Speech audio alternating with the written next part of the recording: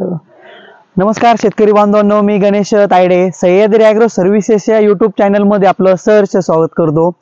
शेतकरी मित्रांनो, बरेचशा शेतकऱ्यांचे आता जे आल्याचे जे प्लॉट आहे एक साधारणपणे 30 दिवसाच्या पुढे गेलेले आहे, 40 ते 45 दिवसाच्या आसपास प्लॉट झालेले आहे। आणि आजच्या व्हिडिओमध्ये आपल्याला अशी चर्चा करायची आहे की साधारणपणे 40 ते 60 दिवसाच्या पुढचं आपलं 40 ते 60 दिवसाचं शेड्यूल आपण काय काय केलं पाहिजे त्याविषयी आज आपण चर्चा करणार आहे। ज्या शेतकऱ्यांचा प्लॉट साधारणपणे 30 दिवसाचा असेल तरी पण काही हरकत नाहीये।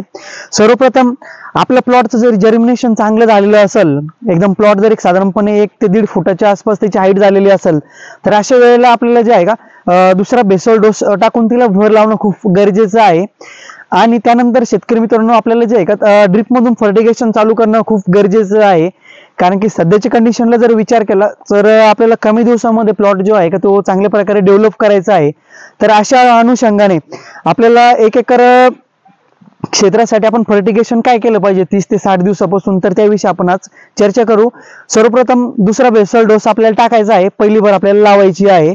त्यानंतर आपल्याला ड्रिप मधून जर आपल्या प्लॉटची चांगली कंडिशन असेल, ट्रायकोडर्मा, सुडोमोनास वगैरे किंवा मग जे रासायनिक मध्ये किंवा मग केमिकल मध्ये बुरशीनाशक जर आपलं सोडणं झालेलं असेल, ह्युमिक वगैरे आपलं सोडणं झालेलं असेल, तर आपल्याला इथून पुढे फर्टिगेशन चालू करायचं आहे। फर्टिगेशन मध्ये आपल्याला सध्याच्या कंडिशनला आपल्याला प्लॉट मध्ये फुटवा आणि त्याची वाढ झाली पाहिजे। तर त्या अनुषंगाने आपल्याला एक साधारणपणे 3 ते 4 दिवसाच्या अंतराने आपल्याला जे आहे का ड्रिपचे खत चालू करायचे आहेत। तर त्यामध्ये आपण एक साधारणपणे फुटवा होण्यासाठी आपल्याला 1744 किंवा मग 1261 त्यासोबत 134013 ह्या ज्या खतांमध्ये फॉस्फरस लेवल जास्त आहे तर ते खत आपल्याला वापरायचे आहे।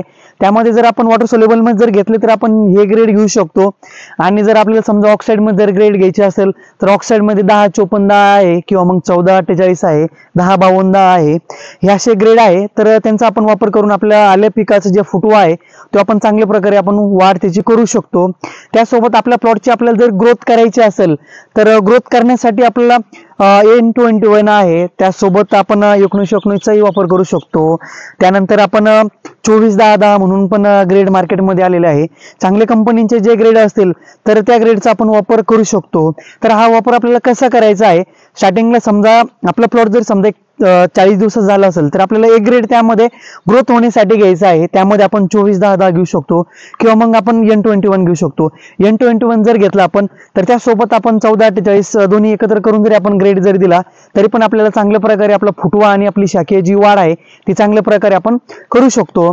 त्यानंतर आपल्याला ते जर खत अवेलेबल नाही झालं तर त्यामध्ये आपण 1919 आहे, साधारणपणे 1 एकर क्षेत्रासाठी आपण 5 किलो पर्यंत 19 घेऊ शकतो। 1919 त्यासोबत आपण त्यामध्ये 0.01% जिबरेलिक ऍसिड, त्यामध्ये सीविड फुलिक पण असतं आणि त्यासोबत त्यामध्ये मायक्रोटन पण असतं, तर ते पण आपण त्यामध्ये साधारणपणे 1 ते 2 लिटर पर्यंत घेऊ शकतो, जेणेकरून आपल्या प्लॉटचा फुटवा, काळोखी आणि आपले प्लॉटची हाईट एकदम चांगल्या प्रकारे येईल। त्या पण आपण एक डोस आपण घेऊ शकतो।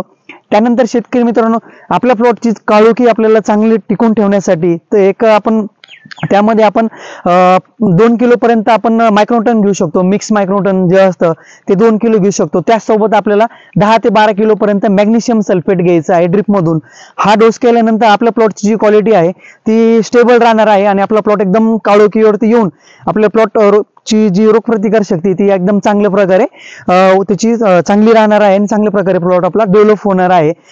हे जर एक साधारणपणे आपण एक 30 दिवसामध्ये जसं मी सांगितलं 1919 किंवा मग 1448 हे ग्रेड जरी वेगवेगळे आपण एक 4-4 दिवसाच्या अंतराने देत गेलो तर एक साधारणपणे 60 दिवसाच्या आसपास जर विचार केला आपण एक 5 ते 6 जर डोस झाले समजा, तर आपल्या प्लॉटमध्ये फुटवा चांगल्या प्रकारे होणार आहे। त्यासोबत आपल्या प्लॉटची शाखीय वाढ जी आहे ती एकदम चांगल्या प्रकारे होणार आहे। शेतकरी मित्रांनो, या व्हिडिओमध्ये आपण चर्चा केली एक साधारणपणे आपल्याला 40 ते 60 दिवसाच्या जे शेड्यूल आहे ते आपण काय केलं पाहिजे, डोस मागच्या व्हिडिओमध्ये डोस काय टाकलं पाहिजे याविषयी आपण चर्चा केली होती। सध्याच्या कंडिशनला ड्रिप फर्टिगेशन मध्ये आपण काय घेतलं पाहिजे त्याविषयी आपण चर्चा केली। जर प्लॉट मध्ये तुम्हाला जर समजा कुठे टिपका वगैरे किंवा मग काही बुरशीचा जर प्रॉब्लेम वाटत असेल तर आपण सिजनरा कंपनीचे स्कोर आणि कवच घेऊ शकतो।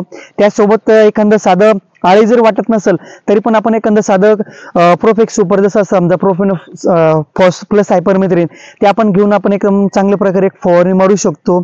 शेतकरी मित्रांनो, जर आपल्या प्लॉटची जर समजा क्वालिटी जर मेंटेन ठेवायची आहे तर आपल्याला प्लॉटला ड्रिप मधून सिलिकॉन जे स्टिकर असतं एक साधारणपणे आपल्याला 200 ते 250 ml पर्यंत कुठल्याही खतासोबत किंवा कुठल्याही औषधी सोबत आपण त्याला ड्रिप मधून देणं गरजेचं आहे असतं, जेणेकरून आपल्या प्लॉटची जी काळोखी आहे किंवा मग जी कंडिशन आहे ती एकदम चांगल्या प्रकारे आपल्याला टिकून राहणार आहे. शेतकरी मित्रांनो, सिलिकॉन हा जो घटक आहे त्याचे कार्य काय आहे त्याच्याविषयी आपण एक सेपरेटली एखादा व्हिडिओ बनवू, कारण की सिलिकॉन हा घटक जो आहे का एकदम खूप पॉवरफुल आहे, त्याचे जे महत्व आहे एकदम जबरदस्त आहे. त्याविषयी नवीनच तुम्हाला एक नवीन चांगला व्हिडिओ बनवणार आहे. तुम्हाला जर व्हिडिओ जर आवडला असेल तर व्हिडिओला लाईक जरूर करा आणि तुम्ही जर चॅनलला नवीन असाल तर सबस्क्राईब करायला विसरू नका. आणि शेतकरी मित्रांनो, व्हिडिओ जो आहे तो शेतकऱ्यांना शेअर करायला पण विसरू नका, जेणेकरून जे नवीन शेतकरी आहे किंवा मग त्यांना आल्याविषयी काही माहिती नाहीये त्यांना माहिती मिळण्यासाठी एकदम चांगल्या प्रकारे फायदा होणार आहे. व्हिडिओ बघितला तुम्ही, धन्यवाद.